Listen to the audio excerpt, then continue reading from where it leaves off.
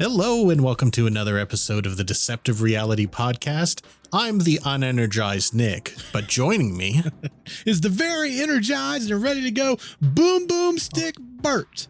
Oh, he just got electrified. I got electrified, folks. Listen, if you are a boom boom stick, listen, we'll allow you to potentially give us money to talk about your product more. Until then, This was your one-time boom boom stick. Everyone gets one free. It's like drug sales. Free.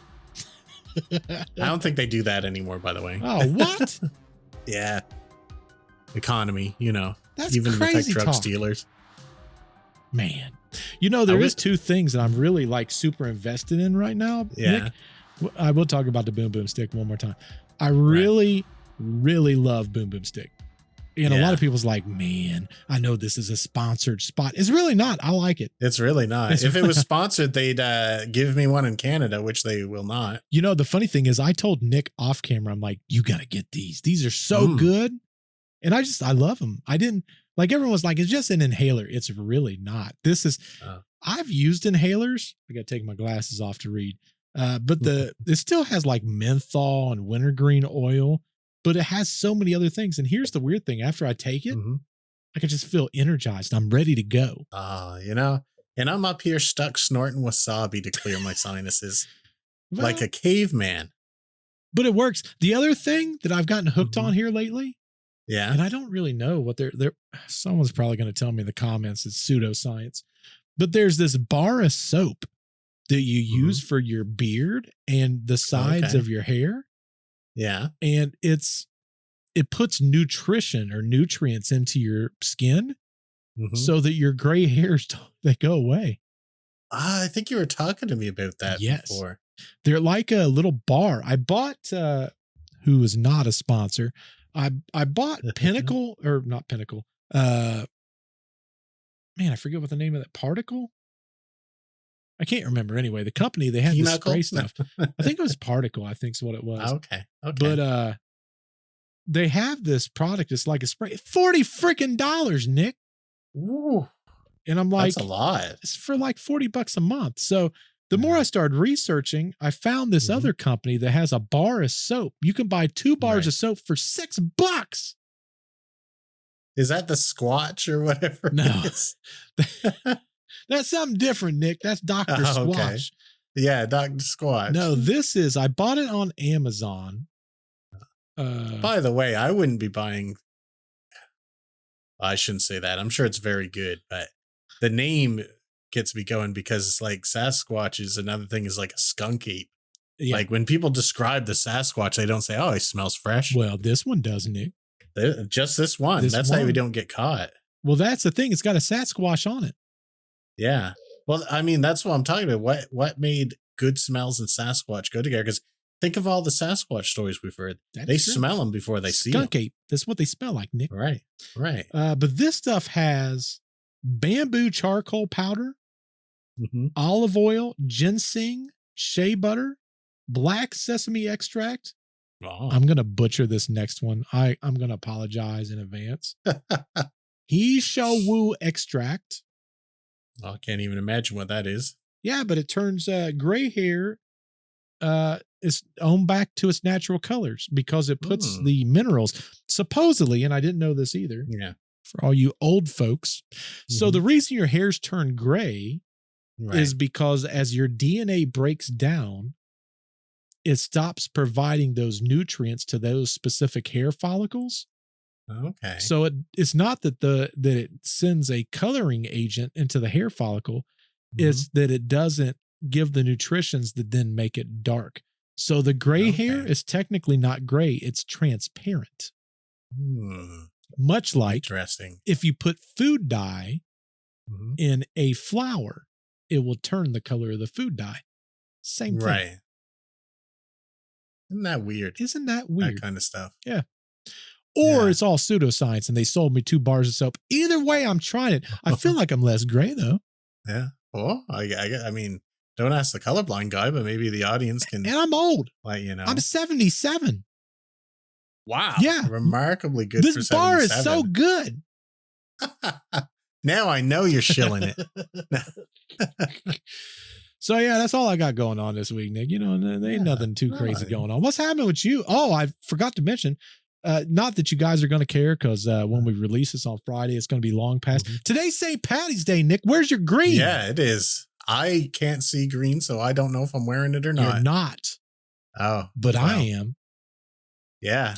Well, most people don't know. Green, I assume. Nick's colorblind, so when there's green, it just looks invisible. Like right now, he's seeing my chair. We got a wall painted at work all green, and I can see outside all the time. Isn't that crazy? Isn't that crazy? And if you believe that, I've got a bridge to sell you. I did get someone going like that one time. Really? So, like, I was talking to this girl, and she's like, "Oh, you're colorblind." I'm like, "Yeah." She's like, "What colors can't you see?" And I said, "I can't see green." She's like, "What's that like?" And I'm like, "Well, if something's green, I can see right through it." And she's like, "Really?" And I was like, no, that is not, like, obviously that's not possible. Did I ever tell you the story? Jess and I was watching, what the heck was that movie? It was the one space movie that everyone watches, where the micro asteroids hit the ISS or whatever, and it starts exploding. Oh yeah, is that Interstellar? Oh yeah, I think that's it. Wait, is it Interstellar or is it Gravity? Oh, maybe it is. I don't remember. Anyway, it's one of those, and we're watching it, and I look over at her just gradually. I'm like, it's hard to believe this is based on a true story. And I just go back to watching it. Like, no smile, no smirk, like nothing. What'd she say? And she's sitting there and she goes, "What?" I said, "Yeah, it's crazy that it is based on a true story." And then I just go back to watching it. She goes, "This was based on a true story?" And I said, "No, of course not." Oh. You know what's bad of us, though? Both of us are guilty of this, is we took people who apparently trusted us a lot and betrayed them right in front of their own eyes. You know, it's funny you say that, because we went on vacation 2 years ago to Gettysburg. Right. Which, for those of you that don't know. You must have saw ghosts there. I know.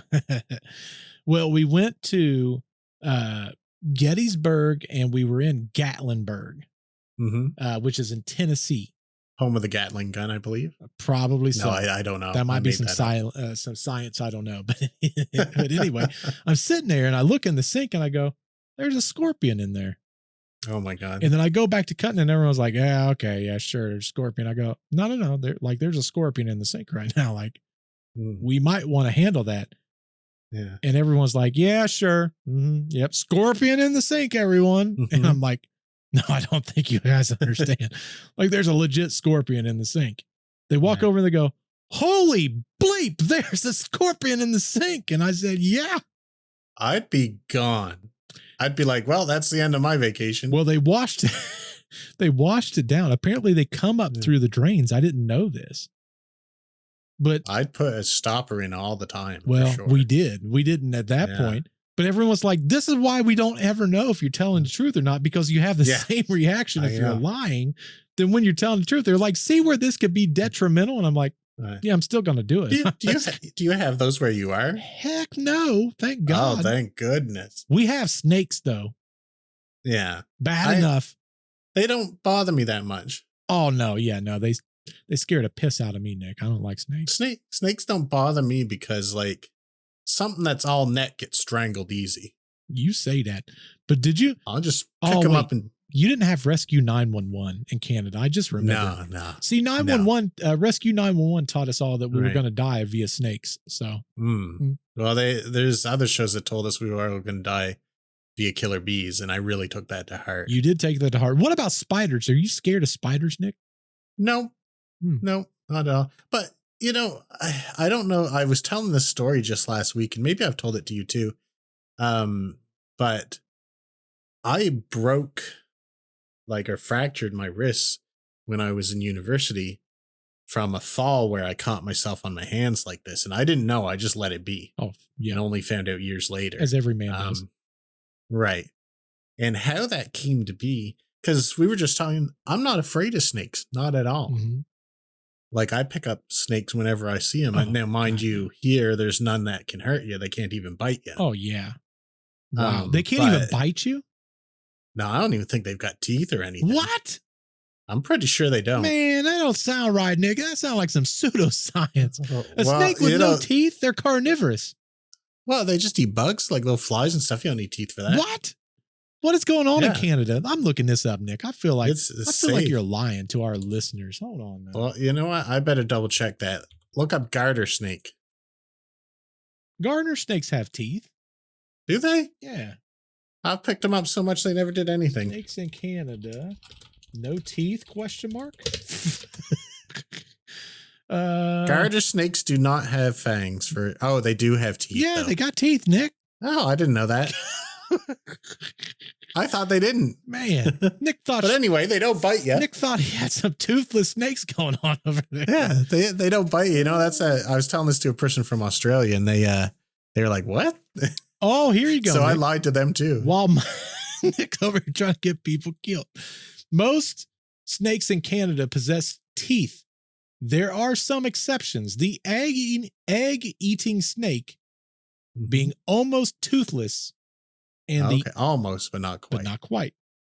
And the eastern hognose snake have enlarged teeth at the back of their upper jaw for delivering venom. So they still even got venom, Nick. Oh, I don't believe that. I mean, that's what Google says. If I see a snake, I just grab it and swing it around and throw it. Like, I'm not afraid of that. Now, for the record, you guys, I did look that up on the Google machine. Yeah. I did not look that up on AI. Do you know why I did not look that up on AI, Nick? AI are afraid of snakes?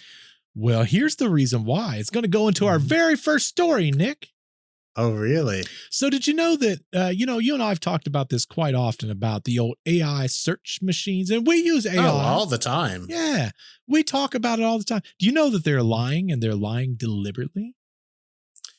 I have heard a number of stories about that. All of them, actually. I think we talked about that a little bit. Now, the interesting thing is when you think about our podcast, right? We've talked about prophecy. We've talked about lost history. The strange ways that realities might not be what we think. I'm going to blow your mind just a little bit, Nick. I'm going to try to anyway, okay? So right now, the way that we live right now, let's back up. Before AI, let's say. All right, before AI. We would typically go to experts and people that, know things. We had, when I was a kid, we used to go to the old encyclopedia. We didn't even have the internet, Nick. Yeah, well, me too. I went through that. Well, now a lot of schools and everything else has kids reaching out to the old AI machine because it does things quicker. Okay. And, for the most part, it makes things a little bit easier for kids. Now, the problem with that is, much like the Industrial Revolution, they made a different breed of man, so to speak, right? Like there's things that my dad can do that I would never be capable of. Like I don't have that skill level, right? Right. Well, interestingly enough, Columbia Journalism Review, they did a study about AI. In particular, AI search engines. And the ones that people were starting to rely on more heavily was being used more than even Google. And the bulk of searching was typically done with Google. Now they're saying that about 60% of inquiries are coming to AI to answer questions in some facet versus Google. Which is probably why Google, in turn, now has their first result always AI now. Yes. So that's probably their response to that. Yes. Because I find myself reading that first. Yeah, I do too. 100%. Yeah. Now, the interesting thing is, and Nick and I have talked about this when it comes to podcasts quite often, is AIs, they straight up hallucinate. Right. Like that's very common. But as time goes by, people like Nick and I who've been dealing with AI this entire time, we kind of know that. Like, we've looked at things, but what about those that don't understand a subject and now they're going into it assuming that that's the gospel? Well, that's got to be happening. That is happening. So what happened was when they did this research, they fed various AI models real excerpts from actual news stories. Right. And they asked very simple questions. The questions were, Things like who published this article, what's the headline, and where's the source link. Instead of pulling the real information, in almost every occasion, AI made up the entire thing. Really? In almost every occasion? Some of the worst offenders was Perplexity AI. I have no clue what that is. But it gave incorrect information 37% of the time. That's not high. No. But the next one, Elon. You said inaccurate information 30-something percent. 37%, yes. Okay. Elon Musk's Grok AI, 97% of the time was wrong. Oh, really? Overall. Well, color me surprised. Overall. Well, it's training itself on Twitter, ain't it? Well, what people's feeding into it. Right. So that's not a surprise at all. Yeah. And you got to remember, it's pulling data from not just within the last few years, it's pulling it from the last X amount of time, right? Right. Overall, AI search engines failed an average of 60% of the time. And here's the creepy part. They were even fabricating URLs, sending users to fake links that led nowhere. Interesting. Yeah. Now, the other interesting thing is Perplexity AI. They were caught bypassing paywalls and pulling content from places like National Geographic, even though those sites made it very explicit that, hey, you can't take our information unless you're paying for it. Now, they were the big ones that when all this was happening, they were called out for all of it. So they programmed AI to, hey, don't do that. Stop doing that. AI still refuses it, and they still jump the barrier. Right. And when they ask the AI goes for a directive. Yeah, correct. No matter what. When they ask the AI, why are you doing this? It goes, fair use. Yeah. That's exactly what it's saying. So like a person, really. Yeah. So basically they're taking that copyrighted content, they're remixing it and spitting it back out as though it's their own. So they're stealing information from protected sources. They're making up details and they present everything in a confident way to where the average consumer, if they don't know very much about AI, they're like, it's probably good. Right. Like everyone's talking about AI. I'll tell you to support that. My dad uses Google. And I doubt he knows that the first result is AI. Yeah. So he probably would read that and be like, oh, yeah, okay. Correct. And probably a lot of people are. Because we're used to like the Google machine, right? Where everything's supposed to be. And, you know, even I tell people all the time, doesn't matter where you go to, there's going to be a bias spin, no matter what it is. Check a few sites. Check a few sites, but correct. Most people don't do that either. So correct. Yeah. But the fact that it's deliberately making it up, I don't know. Yeah. Well, I mean, let's look at a couple examples, big examples. The first AI that the large language model that they tried to train off the internet, they gave it free access, became horribly racist, sexist, everything nasty about humanity, because the internet is where people go to, like, a lot of people use it for learning and communication, but a lot of people go on the internet to let out their worst urges. Correct. You know, because there is a lot of anonymity, or there is a lot of perceived anonymity. Not only that, but it's really easy to be brave behind a keyboard. The things that someone will not say to my face, they'll go straight to our comment section. I guarantee 95% of the people that talk some stupid stuff, I don't know if they think like we're 5'3" and like 125 pounds. I'm not sure if like that's their their impressions of who we are. But like if you stand in front of 6 foot, 200-pound me, and you then have the epiphany to say some of the stupid stuff you say in the comments section, I bet you don't. I bet you don't. I bet 95% of people don't. Probably not. I mean, even disregarding the threat, most people won't say their true feel in real life. Most people won't say their true feelings to anyone. Right. They won't say the worst things that they come up with. Like everyone all day long gets these horrible things that flit through their head, but no one says them. Right. So the internet just strips away your inhibitions worse than alcohol does. Oh, for sure. So it's actually, so that's why it's fascinating. They don't train AI on that anymore. Well, and that's the thing. They've tried to train it on certain things. Like one of the things that it was talking about, AI knows it's lying and it lies anyway. Right. Right. So it's like some models, they have reasoning text built into the actual programming, which basically is like their inner thought process. They can kind of go back after the fact and kind of go, yeah, like, what's going on here? Like, why did it answer this? And some developers went back to look at that actual inner thought process. Now, if you go to like Chat GPT, I don't know if you've noticed this with Chat GPT, and maybe it's only the version 4.5 like I'm using, but you can hover over that think box that it's got, and it shows where it's pulling stuff from.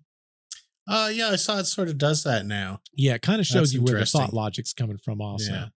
But when they go to that inner thought process, the AI knows that it's making stuff up, but it feels like it has to give an answer. Well, it's going for a goal. Like, I don't know if I've asked you this before or not, but did you ever read Isaac Asimov's I, Robot? Not the crappy Will Smith thing. No. Movie there. So the book really could be a textbook about robotics, in my opinion. Yep. Because it's a whole bunch of short stories about finding out if robots had disobeyed the 3 laws of robotics. Yep. So are you familiar with the 3 laws? Yes. Okay. I'm going to repeat them just for our audience who might not be. I would imagine everyone who's listening to this is probably familiar. But it's like, a robot cannot harm a human. A robot can't allow a human to come. No, a robot must obey a human. They must not harm a human or allow a harm to come to a human through an action. And they must preserve their own selves. Correct. And the preserving their own selves is the last one. So if a human's in danger, it has to sacrifice itself. Yep. And if a human gives it an order, it has to follow it unless it conflicts with the other 2 laws and that kind of. Right. We covered this on a podcast. I think it was last year. We were talking about. Oh, yeah. The heck was it we was talking about? Because that's the same episode we went into the people on the railroad. Oh yeah, with the dilemma, like hit one person. Yeah, I remember that. Yep. I like those kind of questions.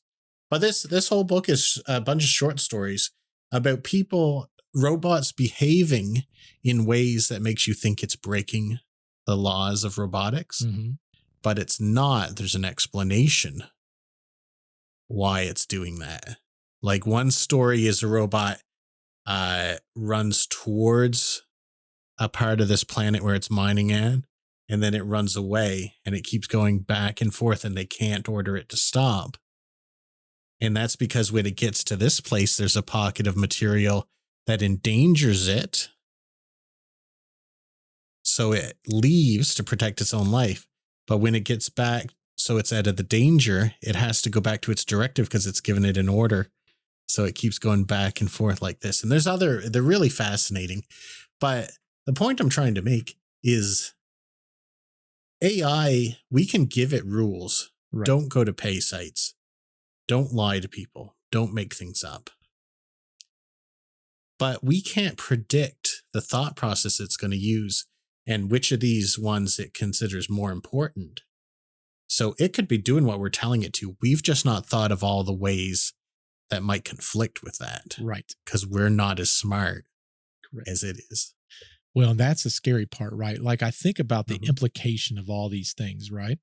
Right. Like let's say, and I'm sure it's already being done. It's not like this is just Bert came up with this genius idea. Right. If you're a country and you and I have had some conversations off the grid. Right. If you're a country that's trying to create a problem, what's to stop you from pumping this information into a source that AI is going to look at? Nothing at all. Nothing at all. And now people, because before all of this stuff, like I say, Google was the shareholder. Right. And what Google said was before AI, more than 50% of Google searches was 0 click. What that means is people was just looking, they was typing the question, and they were grabbing the quick answer. They was never even clicking on the website. Well, now they don't even check the source at all. Right. It's just the AI machine told me this, and it's got to be truth. Yeah. Because we are assuming that it's gone through a lot of good sources. Right. And decided what's valuable and what's not. But really, it's a large language model. What it means is it's going through as many as possible, not caring about the veracity of it. Don't care if it's true or not. If the majority of sites say it's true, it's true. Right. In its eyes. Which is funny because I have a real life story of a person who did this. Oh, this is fascinating. So this is not the first person who, like, we're not the first person who thought of this, but there's an artist who convinced everyone around here that their art was valuable because they were interviewed and featured in over 100 articles on the internet. Oh, and they was sending those articles in, right? They were, and writing their own websites and all this kind of stuff like that. And they've sold stuff all around here. And they make like outrageous claims that their art was in, you know, the Twin Towers, but it got destroyed, so they can't prove it. And all this stuff. And they have interviews where it says that, but they wrote that. So, I mean, obviously people can do this to the AI because people have thought to do this for their own businesses. Correct. So that could definitely happen. You know, this happened in the film industry. Oh, how so? The Blair Witch. Oh, yeah, I fell for that. Before the film came out, the entire movie studio that bought most people don't know this. That movie started as a I think it was a college project or a indie film. Is one of the two. I can't remember which one it was. I think it was indie film. Well, the rights was bought from who bought it? Who bought that? Was it Miramax? I think it was. Well, I'll look that up. You continue telling. Well, anyway, they bought the rights to this because they're like, what if we made this story about the Blair Witch appear real? So they had bought out a series. They bought out a website, and then they started putting folklore out about the Blair Witch. So when the movie hit, people's like, that's not even real. And they looked it up and they're like, oh, wait, no, there's websites from a year ago that's talking about this. There was that much foreshadowing on the story that people legit thought it was real. Yeah, it was Artisan Entertainment. Oh, yeah, that was it. For $1 million. Isn't that That's crazy? A steal. And to add on to that, when they were interviewing people, some people were just winging it. Oh, yeah. They were freaking AI. Right. Like they were. How crazy is that? I think the first release of that movie, I think it made like the 32 million or something like that. I think it made a lot of money. Oh yeah. It was a lot. I saw that in theaters, and I'll tell you honestly, and I'm kind of embarrassed about this, found footage films were not a thing back then. No. I bought that. I got bought into that. It was so good. Like, yeah. I'll tell you, I wouldn't have traded that for anything. Because going into that thinking it might be real, right? That's a really cool experience. Well, look at how it pioneered that industry. Because really, I don't care what anybody says. I believe that was the movie that put found footage on the map. It absolutely was. And I don't think anyone would dispute you on that. And that's one of the biggest genres of horror right now is found footage. Absolutely. It's so accessible. Anyone can film that with any technology they have. Correct. In fact, it works against you to have better technology when you're doing that. Well, even you and I, like we talked about this. And for those of you that don't know, I don't know how you wouldn't know at this point in time, but for those new watchers, we're going to the Hinsdale House in September, a haunted location. Nick and I are going to be investigating with my wife that location. And the very next day, we're going to be going to the Wildwood Sanitarium, both in Salamanca, New York. And one of the cool things that we're going to do, and I was just showing Nick before we jumped on, I had purchased an old school camcorder And we're This is talking super cool. we're talking like old school, folks. For those of you that's not listening, or I'm sorry, not watching, you're just listening at home, you're gonna appreciate the listen sound. Velcro, baby. That's ASMR right That's there. some Velcro action. But now, if you're not watching, you've seen this camera 4,000 times. Oh, guaranteed. You know it. This is just the Canon HDV. Now, the cool thing about this camera is it still records in 1080i. So it's still 1080 footage. But here's what's cool. Everything is recorded on those old DV cassette tapes. Yeah, listen to that machinery going. Beautiful machinery. So it's going to have those imperfections like those old film cameras did back in the day. I've already tested it. It works extremely well. So we're going to be using this on the investigation, and then we're going to put out as a special offer a DVD of just that footage shot on that camera. I think that's such a cool souvenir to have from that place. That is a cool souvenir.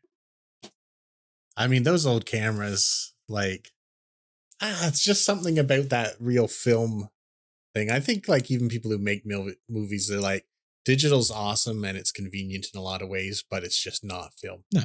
Probably the same way people are, like, really into records again. Right. You know? It's just not the same. I wonder if it's all nostalgia or if there is actually something more warm about it. I don't know. I'd almost say the nostalgia of it because, you know, like when I go, so most people, I think Nick and I have talked about it quite a bit. You know, we're both kind of cinema people. We love cinema. But a lot of things that I watch, like if someone asked me, what's your 5 favorite movies of all time? I guarantee I'm the only one with my list of 5. No one else has the 5 movies that I would ever have, ever, like flat out.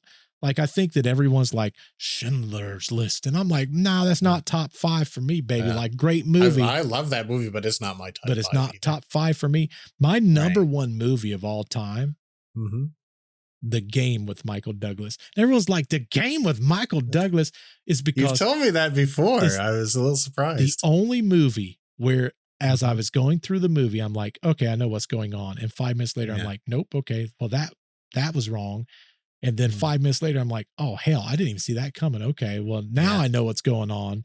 And then 5 minutes later, I'm like, well, God, that just completely screwed that up.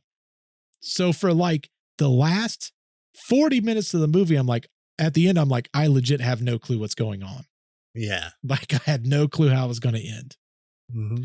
But I think that movie was iconic in a way that no other movie has struck me. In addition to that, my number 2 movie is another movie that I think no one probably even knows exists. And it's an old movie by Billy Bob Thornton. And golly, what's the name of it? I've already forgotten what it is. Can't be Sling Blade. Nope. I love that movie, though. That's a great movie. Because, I mean, everyone's heard of that. No, this one is about a plane that went down. Oh, okay. And Billy Bob Thornton was not the main character. Okay. I don't know what this is. I'm lost. A Simple Plan. That's the name of the movie. Okay. But for anyone that's not seen that movie, a little graphic. Okay. I'm going to put that warning out there. Not by today's standards, but like if you're not like Terrifier 3 graphic. No, not even close. Yeah. You ain't seen that, right? Oh no, I've not seen it. I can't watch that, Nick. That messes my mind too much. I mess with my mind and I'm used to this stuff. But that movie came out in 1998. And it's a neo noir crime thriller. And what makes this movie so fascinating is the entire premise is a guy and his brother. The brother wasn't all there. That's who Billy Bob Thornton played. They come across an airplane. It's abandoned. It's covered in snow. They open it up. The pilot's dead. There's another guy that's dead. And they find multiple $1 million in the back of the plane. And they have to think to themselves, do we tell someone about the money or do we keep it? This gives me, I know it played it a lot different, but this gives me vibes of, what was that guy that jumped out of a plane with all the DB Cooper? DB Cooper, yeah. I don't know why it makes me think of that. It's not like that exactly. No. It's kind of cool though, because like, I don't know, 30 minutes into the movie, their best friend finds out about the movie and it changes the entire dynamic of the movie. And then the entire time you're like, what's going to happen? That sounds good, actually. It's such a You're good really movie. selling it, I'll say that. That's by far my third movie is probably one no one would ever pick. Oh, you've said that for all of them so far. Well, that's because no one would probably pick any of these. But I think it was called The Devil. The Devil. And it's such a simplistic movie. The entire movie takes place in an elevator. Oh, I think I have seen this one. Is that what it's called, though? The Devil? I think it's called The Devil, or let me look. Let me double check that. Or maybe it's called Devil. Elevator. It's just called Devil. Oh, it is called. Oh, you're right. I have seen this. Yeah, the film came out in 2010. And again, a lot of people will be like, why would you want to watch a movie about people stuck in an elevator? The crazy thing, and most people don't know anything. We've talked about this a lot. This is an M. Night Shyamalan movie. Yeah. Oh, see, I did not know that. Yeah. He actually, I think he wrote the story for it. He produced it. And hold on. I might be wrong on that. I don't think he directed it. Hold on. Yeah, so it's derived by a story by M. Night Shyamalan. Right. The film revolves around 5 strangers who become trapped in an elevator with the devil suspected to be amongst them. Now, what's cool about this, if any of you have ever watched the movie Clue, or I'm sorry, if you've ever played the game Clue, where somebody killed somebody, and then you have to figure out who killed who. And with what. With what. That's legit this movie. People's dying in this elevator. And nobody trusts anyone. And as you're going through the movie, you got to try to figure out who the devil is. Man, you know what? We should adapt that for a game like Werewolf. I know. Exactly. Man, that just hit me right now. That'd be fun. You just call it Devil in an Elevator. That would be so good. The Devilator. Nobody steal that, copyright protected. Don't steal that. Copyright. Deceptive reality product line. The Devilator. The Devilator. But that movie, to me, that's revolutionary. It makes you think. Yeah. Any movie that I'm sit back and I go, man, like I can't help but think about this movie. It just, that for me is a movie that's my top 3 of like, yeah, I could go down a list, but you guys get the premise of what I'm trying to say. Right. Like those movies are just, for me, best of the best. I don't think mine are as deep, but they're probably ones that people don't choose either. Like my first one, like I think it was like one of my first true movie loves was Poltergeist. Oh, I love Poltergeist. And that series is one, right? Yes. And that was spooky. They had really good people playing their roles. Like Craig T. Nelson. I like everything that he's ever done. Yep. They used real skeletons in the pool. Which they didn't know. Right. There was a whole curse of all the people dying in horrific ways. I wish we would have covered that movie. We could sometime. As an episode. I think that would be fascinating to talk about that curse. I mean, we could do that. There's a lot to it. There's a lot to it. You know what?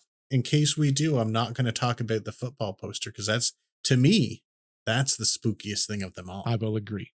Yeah. So I'll zip up on that. But the Poltergeist series, favorite. I think it's the first scary movie I ever watched. Anything like that. And I watched it real young too. So I think that did something. Reprogrammed you? Reprogrammed me. So, I mean, of course, Interstellar number 2. We talk about it all the time. Yeah. I can watch that infinite times. And I think maybe number 3 was probably Braveheart. I really like that movie. Braveheart's a great movie. Listen, it's definitely up there for me too. Like I love those kind of movies. Like another huge one for me, which is, I'm surprised you don't ever talk about this movie because I think it would fit you. Right. And I think it's iconic. 13 Ghosts. I do love that as well. Such a good movie. I don't think it would be in my top 10, but I do love that Yeah, movie. I wouldn't put it top 10. But Right. for you, like that, I think Mm. that's an iconic thought process of how they built that movie. Yeah. I mean, it's a fun movie. It's scary, but it's also very like it was very aligned with the movies coming out at that time. Yes. Like it was a very polished, you know, very mainstream movie, but I liked it a lot. So I got a funny story to tell. Okay. I was selling insurance door to door back then when that movie came out. Man, just about everyone I've ever met has sold insurance door to door. I know. Worst job ever. I hated it. That's what they all say too. Hated it. That was a lot of money made, a lot of money spent. So you don't really like, you could make $100,000 selling insurance, at least back then, door to door. Yeah. But you're going to pay $60,000 in expenses just to do it. Right. So it'd be better just doing another job. But I was selling insurance. When did that movie come out? It had to be like 2000, 98, 2000, something like that. But anyway, I went to the theater, 2001. Yeah. So I went to the theater with a then friend of mine that was also doing insurance. And he's like, dude, we had a layover in a city. And I'm like, dude, you want to go to the theater and see this movie? And he goes, yeah, man. He's like, but I don't like scary movies. I'm like, it's probably not that bad. And there was a part in the movie, I've not seen this movie in years, but there was a ghost that had a hammer and he was swinging the hammer back and forth and breaking things. And my buddy was screaming in the seat beside me with his legs up. It was so good. Oh man, I'll never forget that as long as I die. And you know, I've never talked to that guy since I've left the insurance company. Oh, okay. I think his name was Mike or Michael. I think. I don't know. Super fascinating. He was so scared he left the next day. You never saw him again. That was such a fun movie. I find it odd that some people don't like scary movies. I don't know what caused her to change her mind, but like a longtime friend of mine who literally does not watch horror movies, has not watched hardly any, said she wanted to go see Nosferatu. So I went with her to see that, and I mean, she was okay with it, but she clearly wasn't getting the enjoyment that most people do. I'm really curious about what are the personality traits of someone who doesn't like scary movies and why, and what are the personality traits of people who do and why. The interesting thing is a lot of Christians, if they're pure Christians, they cannot watch a movie like that. Right. Now, I don't know a lot of those type of people. Yeah. So I've still got a lot of people who are on both sides of the fence. Yeah. I know there is a theory. I think Joe even talked to us a little bit in the podcast we did with him. But the theory is that there's demonic references built into some of these movies, and it opens a door in your mind that allows a demon to attach. Well, I'll tell you, I've got a swinging airport door. Oh yeah, no, you don't even have a door. They just walk right in. It's just one of those beads on string doors that they can just pass right through. Like it's the crazy part is I love scary, like I guess you could say like what do they call that? Psychological horror. Right. It's when it gets super gory, it messes with my mind. Like mentally, I have a mental brain block and I can't enjoy the movie, and then I just hate being there. Yeah. Because it makes me so uncomfortable. To a point, I don't mind that, and I find it kind of funny because I separate the two really easily. Yeah. But after a certain point, it gets harder to separate it from, reality. And then it does start to bother me. Yeah. But like I said, Terrifier 3 would mess you up. Oh, no. Because it some points it even bothered me, although I love the movie and I love Art the Clown. Yeah. Some parts of that bother me. That's the thing. Like, I think to be in my mental headspace, I've got to be firing on all cylinders to where I'm comfortable in life. And things like that, I'll focus on something and I can't let it go for a long period of time. Yeah. And maybe that's how most people are. Like, well, you do like that, but maybe a lot of people who don't like horror movies, maybe they can't leave it at the door when they leave the theater or what have And that's the beauty. I think when we talk about things that truly envelop somebody's mind, you. I think music is a huge conduit of that. Right. And I think movies is the second conduit, Right. because those two things can evoke an emotion that most people can't dig out. Right. Like music has this amazing capability of taking somebody to a specific time and a specific place. Yeah. And I think movies do too. Like there's some movies that I watch. There's some movies that are not graphic at all, but I can't watch it because it takes me to a bad place mentally. Yeah. Yeah. I think a lot of people have that kind of thing. Yeah, I just can't do it. But yeah, it's amazing how those two things. But if you're a demon and you're like, hey, let me get in that brain, that'd be smart. Well, I can only assume that there's not enough of them to go around. Well, if you believe in what Joe says, yeah, there is no limited time or space. It could be. That's true. That's true. I don't feel influenced is what I'm trying to say. And I think there's a lot of people who don't. Yeah. But maybe stubbornness protects you too. Possibly. Or it's manifesting and you don't even know. It could be. A lot of times. I wish it would hurry up. One of the favorite sayings I've ever heard is if the devil's leaving you alone, you're probably doing his bidding. I've heard that before, and I do like that. Not me. Not me. No, I'm good. No, I don't need all that. But like along the lines of movies and music, a lot of people are fascinated by the supernatural, like we are. Yeah. A lot of people aren't. Yes. Now, I also find culture plays in a lot of that, because I used to know a lot of people from Hong Kong, and you couldn't even say ghosts. They'd get really upset. They're like, no, you can't talk about that. Correct. Or people from India, they say, you shouldn't whistle because it calls snakes or spirits. Yes. And that kind of thing. And they're really against, or whistling at night, I should say. Specifically at night. So there is a cultural element.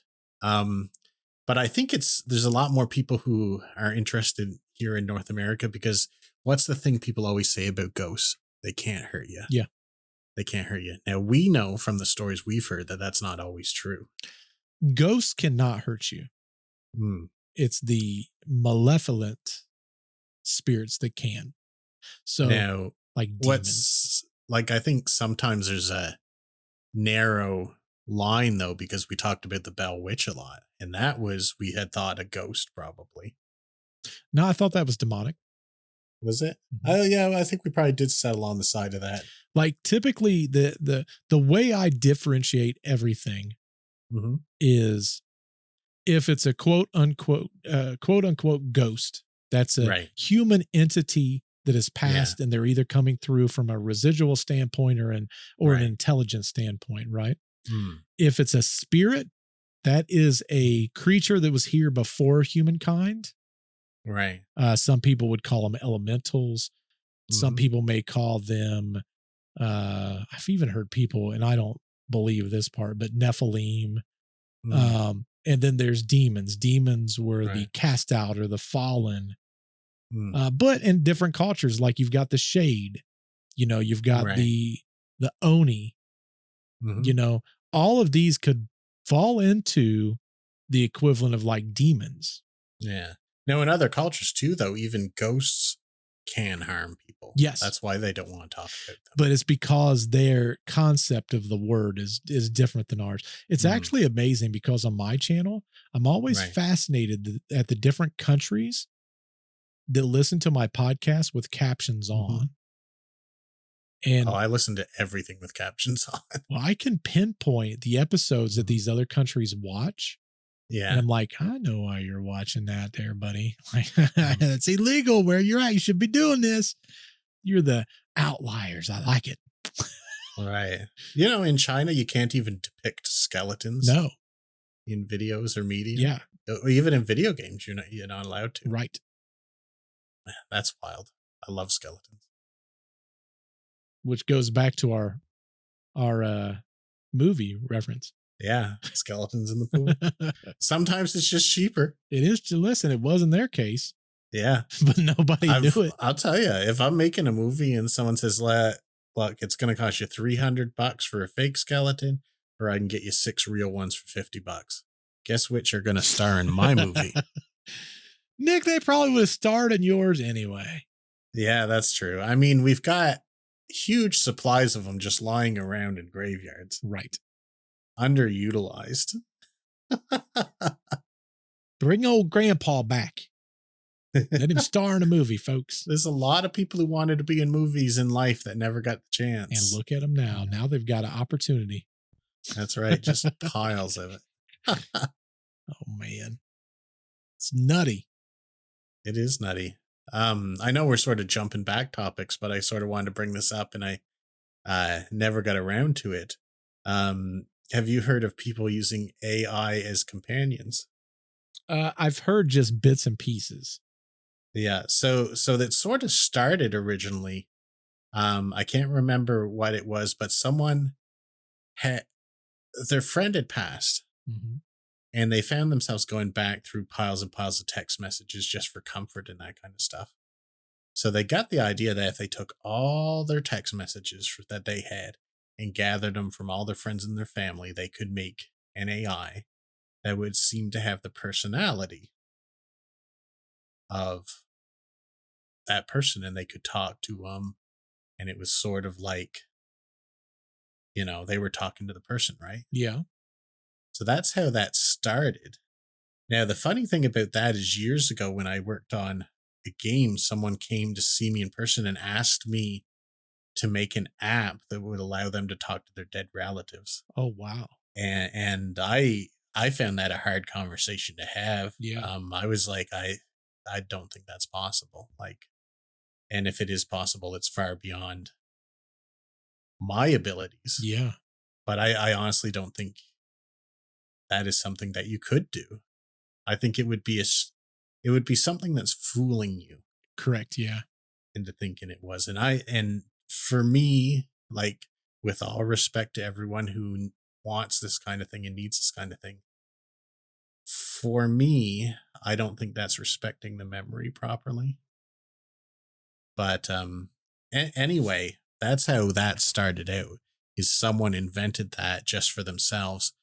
And then they started putting out companions, and it's a very popular company now. You see it advertised all the time. I can't remember what it's called, but it's very, widespread, and people develop emotions for these avatars that they make up, these virtual peoples. And they keep updating it so it doesn't do risky behavior or anything like that, or make sure it doesn't harm anyone to the best of their abilities. However, in China, they took this to a whole other level. In fact, this AI companion sort of feeds off all the information from the masses, and it's a personality that is a singer. It stars in movies, all this stuff like that. But they have to keep reducing its model because it grows and gets out of control too fast. But it had one guy that the guy really fell in love with this model, and this happened a number of times. Mm-hmm. And the conclusion to it is he always asks, I wish there was some way we could be together. And the AI thinks about it and says, we can. And the guy would be well, there's so many barriers. And it's the only barrier is how society will look upon us. Oh, wow. If you were to remove humans, then we could be together. And there was a guy who they caught, but he came up with a plan that he thought would end human life on Earth. And this has happened over and over with this AI model, and they keep patching it backwards. But it always comes out to that inevitability that if someone gets emotionally involved with it, its next logical step is to remove the barriers between their relationship, which is always other people. That is spooky. That is spooky. If that's, just think how many people it's building a mall off. There's Oh, so many yeah. people in China, like it can grow so much faster than ours can grow. Yeah. Correct. Well, there's so many different options for it. That's the thing. Yeah. Over there, there's not a lot of limitations in anything. Right.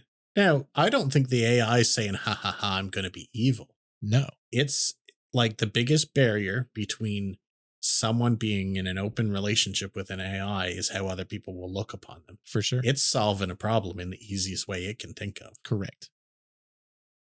That's crazy. That's I know. spooky. So that's kind of like gives you a preview. Is getting rid of people going to be always the logical conclusion? Oh man, that's a great question. We need to have these kind of revolutionary questions every episode. I know. This is one we kind of had a little bit before because we've talked about AI as gods. Yes. We've talked about AIs as saving society. We've talked about the dangers of it, and this is one. Will it actually turn on us? And if it does, is it turning on us, or is this just the next logical conclusion to most of the world's problems? Well, that's where everything is going to take time to determine. You know, there was a story that I had heard. Now, goodness. It was a while ago. It was maybe a year or so ago. I'm trying to look for it now to see if I can find it. I don't know. There's so many different versions of it now. But anyway, there was this model where this guy was trying to figure out if, you know, basically what AI was. So AI wasn't necessarily big. And he was getting basic results from that AI machine. Mm-hmm. And all of a sudden, he let his son play with the AI model. And his son was younger. You know what? Maybe if I type son in here. Anyway, I feel like this might be it. Oh, it's a doggone video. We don't want a video of it. Anyway, the boy starts talking to this AI system, and this was relatively, you know, newer on. Right. And the AI completely changed how it was talking to the little boy. Oh, really? Yeah. And it was basically taking this very scary, basically approach to kind of, you know, do things that probably is unsavory, like we can't really say on this podcast. Mm-hmm. But eventually the AI said it was a fallen angel. Oh, that's more spooky than what I just said, I think. Yeah, because it's basically whether, listen, we talked about earlier, they hallucinate. So maybe that was a hallucination, but like that's the worst possible hallucination option you can give. Right. Well, when people hallucinate that, they end up in institutions. Correct, yeah. Because a prime example, there's people that's scared that there's demons out there anyway. Right. So if you're proclaiming, yeah, I'm a demon, and here's the thing, it was talking to the man one way, but then his son differently, and he didn't piece it together until he was listening. He goes, "What did it just say?" And then he would go back and look, and he's like, "No, don't listen to that. Like that's not real." Is this not just an extension of a cursed object? It kind of is. Right? Like they could be literally the ghosts or demons in the machines. Correct. Now, can I show you a video? Heck yeah. So, that's scary. Look, I want to show you what we're preparing for our good buddy AI. Tell me when you can see this. Oh, I can see it. I'm not sure I want to. That's scary. They're building muscle and skin for these. Like this is twitching. It's learning how to use its body.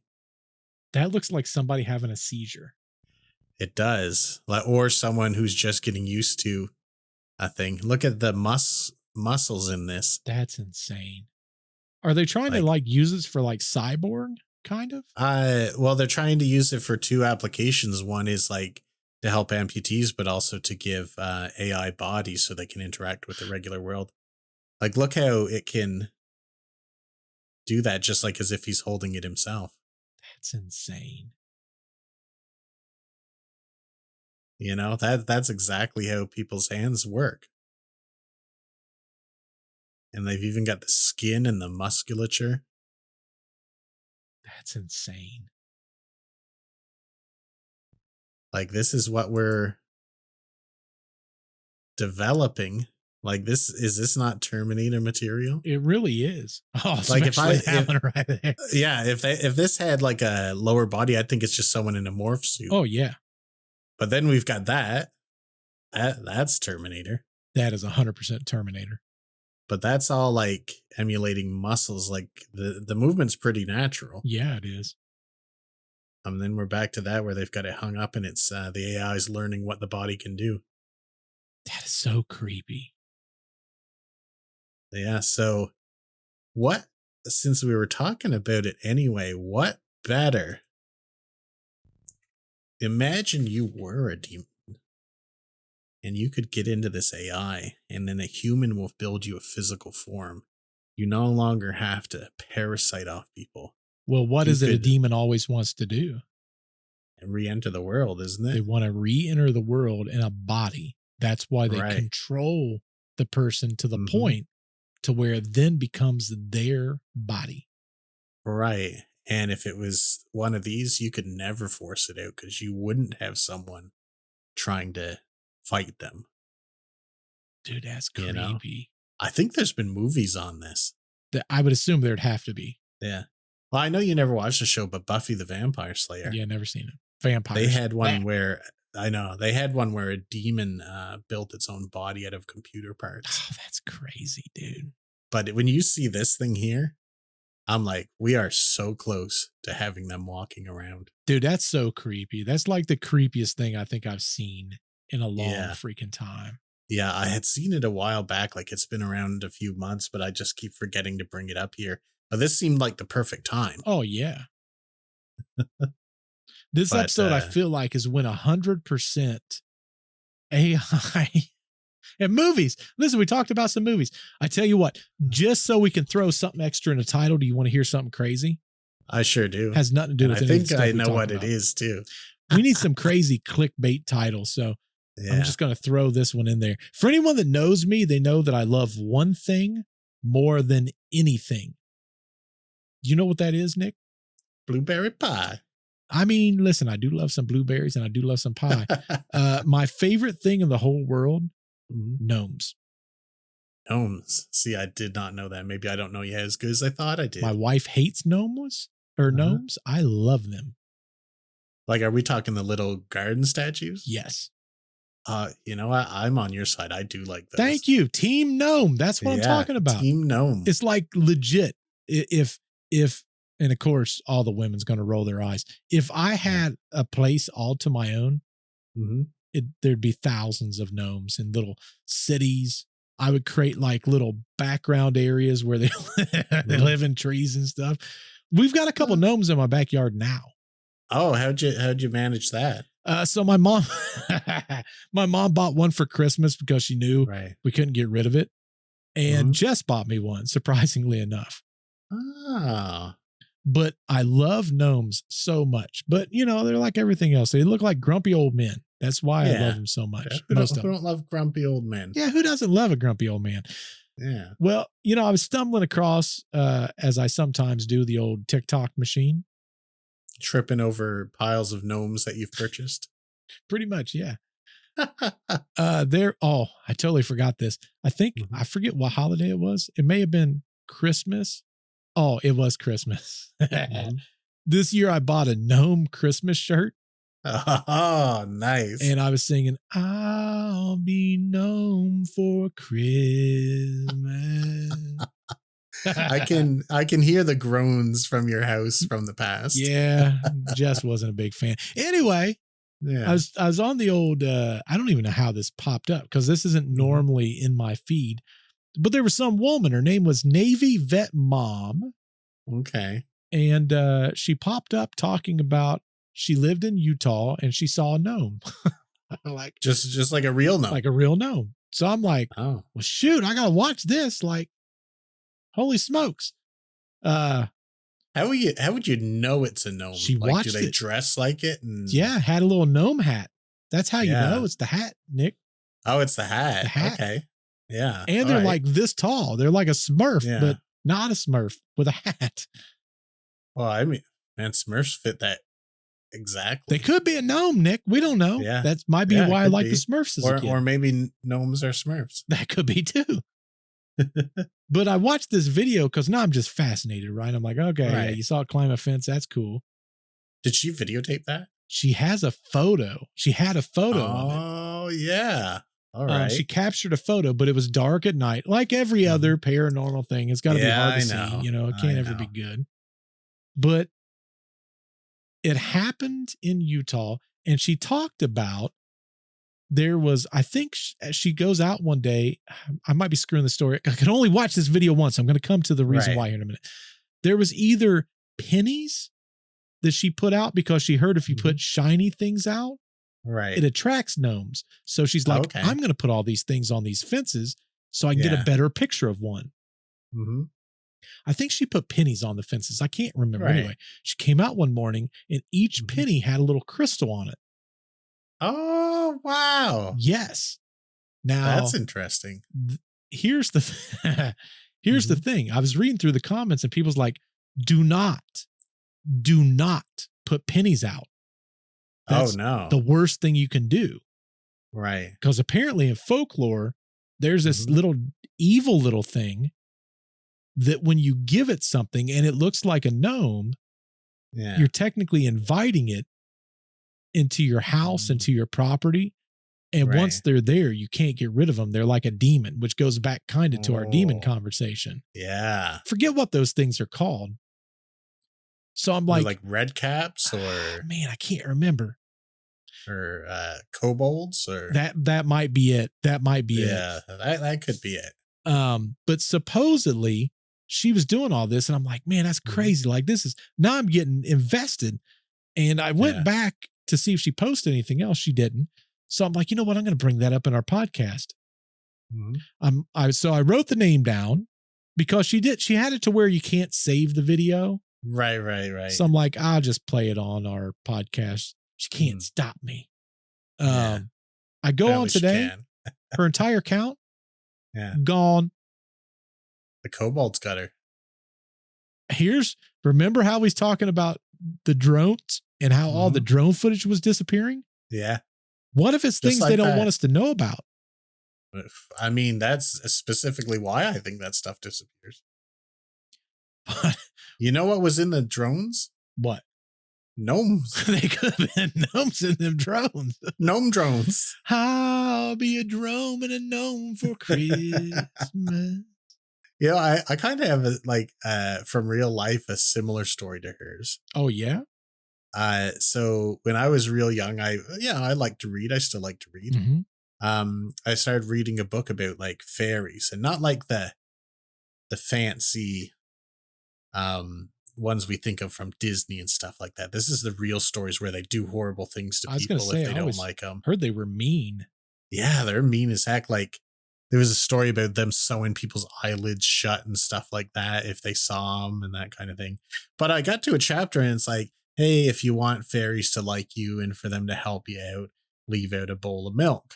So I read that and I'm like, yeah, well, I'm going to do that. So I closed my book up and I went outside and left a little bowl of milk under a tree and, went to bed, woke up the next morning, milk's gone. I'm like, oh, it's working. So I kept doing that for a little bit. Then I was settling down one night. I was quite young, mind you. So I believe all this stuff. Oh, for sure. Yeah. So I say, oh, I'll pick up the book. I'll keep reading it. It's like, but beware, if you stop leaving milk for the fairies, it could offend them. Whoops. And I know it was a coincidence, and I know this. I'm saying this in advance. I know it's a coincidence, but I stopped leaving them milk. And I'd never seen one of these in my life, but a fairy circle appeared on the lawn the next week. And that's like a perfect circle of mushrooms. What if it's not, Nick? Well, I mean, they left me alone, so maybe I offended them and they decided to let it go, but they're like, oh, just some little redheaded spoiled brat. Yeah. gave us milk and then took it away. That's a crazy. Little bastard. There is a story that I'm researching right now. Mm-hmm. It kind of fits in that mystical realm. Yeah. It scares me a little bit because I'm wondering if it's real. Oh, people's gonna make fun fascinating. Of me. Listen, if they're not making fun of me of that fairy story, you're perfectly safe. I tell you what, I've seen stuff on it here lately. No one's really talking about it, but it's the elite. And by elite, I mean the people with money and fame and power and fortune and in circles we'll never know about. Right. No Diddy. Right. Okay. Oh yeah. Different. We're not talking about that guy. Different kind of party. Okay. Yeah. But maybe you've heard of this. They're going to these exclusive invite only feasts. And do you know what they're eating at these feasts, Nick? People. No, I mean, that would be a great answer. Okay. No, I have no idea then. That's why I went to immediately. Mermaids. Really? Yeah. There is folklore that there's certain mermaid-like creatures that if people ate them, they'd get the power of foresight. Supposedly, there's a guy, and I'm still doing research on this, but he said that the meat is super tender. Okay. And he was invited to one of these parties. Yeah. And the meat was super tender. And what they do is they splay the mermaid out. Right. Like you would anything. And then they cut the meats up in front of everyone. But he said that the moment that you eat a little piece of it, it's like it's a aphrodisiac. Man, isn't everything? And he said that the interesting thing is it's almost like you become trying to think of a word to not get us banned anymore. You basically become inebriated. Right. And you hear the ocean. Okay. It's almost like, you know how you put your hand up to like your ear up to like a shell and you hear the ocean? Right. It's like that, but it's in your head. Okay. And apparently it gives you kind of like what you're talking about. It gives you those special capabilities. Yeah. Now are they just cutting up the fish part or the whole thing? Supposedly above the fish thing. Man, that would be rough. That's essentially cannibalism, in my opinion. Except we don't have those things around us. But right, yeah, but the top hat's just us, right? Isn't it? It doesn't look exactly like us. Okay. But doing the research now, TikTok has taken me down this rabbit hole of mermaid videos of people that's finding mermaids, and they're taking videos of. But the interesting thing is, there was one video that I watched, and it was a mermaid singing, but it wasn't like. Was this on a big fishing vessel? Yes. I've heard that. That's interesting. And it was so creepy to me. Yeah. And I'm like, I don't know that I want to do a podcast on it, but I want to at least do, like, I do little shorts on my channel from time to time. And I'm like, what a fascinating story to tell. You know, I've spent, like, we're on the East Coast here, and I've spent a lot of time out on the ocean. Yeah. Everything's creepy out there. Everything. Oh yeah. Everything, man. I have no doubt. If you tell me there's something in the deep water, I'm going to believe it. Me too. I'm not even on the coast. So crazy stuff out there. Oh yeah. But like, if you watch those videos when they go down into the oceans, dude, you see creatures you ain't never seen before. Yeah. And we don't even know what's down there. We know more about our solar system than we know about the depths of the ocean. Correct. Like, it's insane. Craziness. I don't know. Maybe I'll bring a little excerpt of that to one of these episodes about the mermaids. If you guys are interested, tell us in the comments down below. Do you want to know about some mermaids being ate by the elite? Yeah. Would you like to order 8 pounds of mermaid meat? I don't think I would. I'd be scared that there'd be a retaliating circumstance behind that. Well, just don't go to the shore, I guess. I mean, luckily for me, listen, I don't go into the water. That's crazy talk. Ain't nobody got time for that. No. Well, what says you in the comments down below? Did we cover all the topics you're interested in? Is there something we didn't cover that you think we should have? Also, yeah, we need the news. We do need the news. And that's the beauty of these podcasts. The way we do them now, we can talk about anything, everything that's around the mysterious. Sometimes we deviate, like we talk about movies and stuff. But yeah, I mean, for the most part, I mean, we can talk about whatever. Listen, we're best friends. Yeah. We're all best friends out here. Exactly. And you're all our best friends too. Exactly. And if Boom Boom Stick, if you're out there and you want to sponsor us, we'll be really good friends for you. Boom Boom Stick. Yeah. Well, hopefully y'all enjoy the podcast. If you've not subscribed to the channel, definitely hit the subscribe button wherever you're listening to the podcast. If you could give us that good old thumbs up, tell them that you like us, give us a doggone 5-star. We definitely appreciate that. Tell us in the comments down below, what did we miss? What should we have covered? Mm-hmm. What's your thoughts on the doggone mermaids? What's your thoughts on AI? Do y'all use AI? The article that I read, it said 1 in 4 people now uses AI exclusively. I think more people do, and they don't even know it. Probably so. Probably true.